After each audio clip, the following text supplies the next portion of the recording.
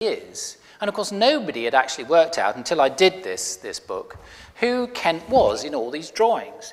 And of course, the thing that's the giveaway is the staff. So Kent is always the man with the staff. So on your top left, you have Kent with his staff talking to one of the noblemen, which of course would be Burlington, and there is a little lapdog pissing on Burlington's ankle. Can you see that? And then on the right, there's Kent, just done a bit of designing in the garden, and he's taking a relief against the wall, and so is the dog taking a relief, cocking his leg. And then who would actually design a cold bath? Of course, we've seen this fantastic cold bath here, the plunge bath. Who would design a cold bath in the terms of a Roman pantheon, which you can't see just out of shot, and actually have semi-naked men lolling about as if they're in some calidarium or frigidarium? And then on the right is the most important of all, Kent's staffage. And that is, as you can see, a satyr kissing a shepherdess hand. Remember that. There'll be a test, okay? You're doing Q&A, I'm doing a test. Now, that gives you some idea of how you try and get into the mind of someone that I think probably did more than anybody to create this rather loosening of nature that went on in the 1730s, on which that garden is symptomatic of. Also, let's forget Queen Caroline. Women have a terribly bad press, don't they, in the 18th century? They're rather dull people that do very little. They do sort of silhouettes, and they do rock and shell works in grottos, and that's about all they do. Not a bit of it. We need a lot more work done on women in the 18th century, and Caroline is absolutely central to what was going on in the gardens in the 1730s. But I'll come back to that. First of all, I've got to try and explain this sort of weird thing that happened to Kent. When he's 15, he decides to go down to London. He doesn't want to become a joiner, a cabinet maker, like his father, and he gets down to London, and he's within a circle of East Yorkshire lawyers, who of course have connections down in London, and he becomes a limner, someone that's actually doing legal documents and doing the decorations and the calligraphy for legal documents. And someone spots him. We think it's probably a man called Burrell Massingberd. Most of the early letters are from Kent to Burrell Massingberd asking for money when he's in Italy. And they decide that he's going to be a second Raphael, which is a bit of a joke, really. And they're going to send him to Italy to become this great artist. Remember, artist. He's not at this stage an architect or a landscape designer or an interior designer, certainly not a garden building designer. He wants to become a painter, a history painter. And he goes to Italy, and he is taught by Giuseppe Chiari, who is a purveyor, basically, of acceptable soft porn in Italy at the time. I mean, look at the left hand. You can see what I mean. It's very acceptable. It's usually got a mythological theme, and it's a good way of getting some bare breasts up on your wall. On your right is Kent Ditchley in Oxfordshire, where he was working in the 1720s when he came back from Italy. And you can see, if you look very carefully at it, that almost everything in the two Kent pictures up there are dead ringer copies for Chiari's work, but really bad copies. I mean, I have never ever seen a woman with a waist that wide. Have you ever seen a woman with a waist that wide at the top? And can you see how very similar the helmeted man is to the one in the Hokum picture? So Kent does all this copying while he's in Rome. But at the same time, we find out from these letters between him and Burrell Massingberd that he's actually very interested in odd things, in eclectic things, in things that aren't classical, in things that are nothing to do with art or painting. He raves about Piazza in Venice. He raves about the Duomo at Siena. And he's interested in John Talman, who he's actually gone to Italy with, in all of the exciting designs and drawings that Talman is bringing back. Very Catholic and very eclectic. This is a Talman design for a Gothic hall for All Souls, Oxford, that was never built. But you can see how weirdly eclectic it is. So San Marco, the Duomo, And Talmann's influence, Catholic influence on him, are great when he's in Italy. What he doesn't do is he doesn't see any of these. He's not interested in classical architecture. He's not interested in Palladian architecture. He's not going to be the man that's going to come back and be able to build Chiswick for Lord Burlington, because he's not interested in architecture, certainly not in purist neoclassical architecture like these by Palladio. Come on, come on. Ooh. What he does do, and again very few people know about this, is that he does this Church of the Flemings in Rome.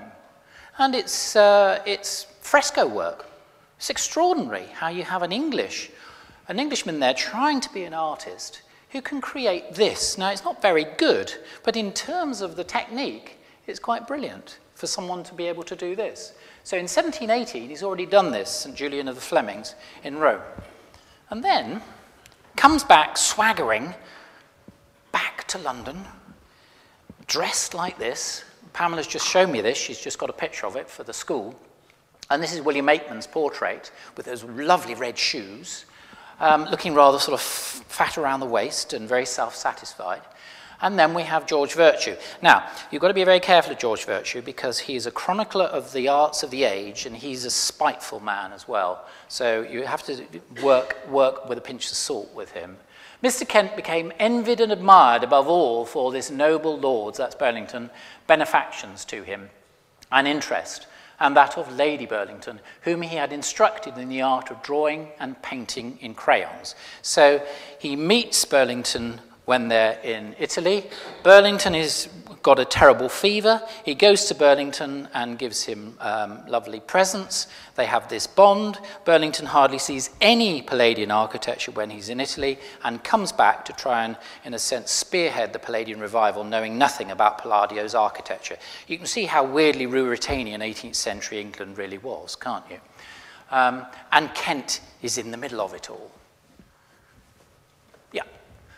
And of course, Kent, because he doesn't know much about architecture, and because he hasn't got much taste, and he's really more interested in garish art than anything else, does these appalling interiors at Kensington Palace. I mean, just look at them. They are just awful. Niches of marble and pedestals with statues, gilt with burnished gold, which makes a terrible glaring show, and truly Gothic, according to the weakness of the conceptions of the surveyors and controllers of the king's works, or their private peaks. Burlington gets him the job, he gets the job, and does it at Kensington with these terrible interiors. And it's all wood, painted wood, there's no marble, it's garish colours, it's on the cheap, it's 18th century England Ruritania. That's what we were up to at the time, Kent in the middle of it. And of course he has the effrontery to paint himself right on the wall at the top, looking down with two mistresses next to him. But that's very Kent, isn't it? Are you getting him?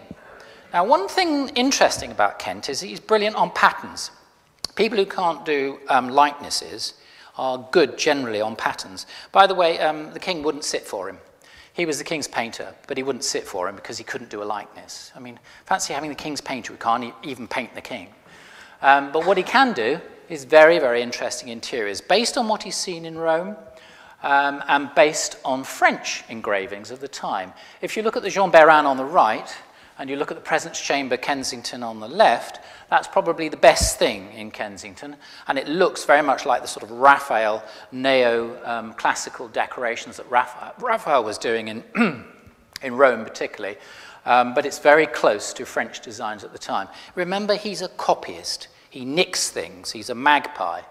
And this is a very interesting quote, 1732, in conversation with a French bookseller. He wonders what's the matter with the English, but his observation has been, we are 100 years behind them always. I think for a Frenchman, he's in the right. Of course, they hate French. As for what you and I do, it may be esteemed 100 years hence, but at present, does not look like it. And that's fascinating because most people thought that Kent's work was pretty awful at the time, and we tend to revere him now. I mean, one of the great things, again, about doing a good biography, and I'm not necessarily suggesting that I'm a good biographer or the Kent book is a good biography, it's just that you've got to be pretty circumspect about your subject, which is one of the reasons why my next biography is going to be Germaine Greer. It is. And this idea of eclecticism is interesting here because this is the great hokum in Norfolk for Thomas Cook. And again, most people don't know quite what this hall is about. It was altered in execution by Matthew Brettingham. Let's just look at the house to start with. You can see it's a typical Palladian tower house in the centre, but then we have these very interesting dependencies, these wings either side. And can you see how they move on a series of pediments and shouldered pediments? Think about the lodges at Claremont, which are by Kent. And you've got the shoulders, yeah? And it basically comes from the Red and Tory, Palladio's church in Venice. But they're very interesting dependencies. Now, you might ask why there are 4 of them. Well, that's because, of course, he did this great big marble hall and a repository of the arts in the middle, and, of course, they had nowhere to live. So they had to have the dependencies to somewhere to live. But this is typical of not only Cook, but Kent's conception. Most people haven't really worked out what that hall is about, but that hall is basically Olympus, because there was an enormous statue of Jupiter meant for it that was over 8 feet high, and it was meant to stand on those steps there.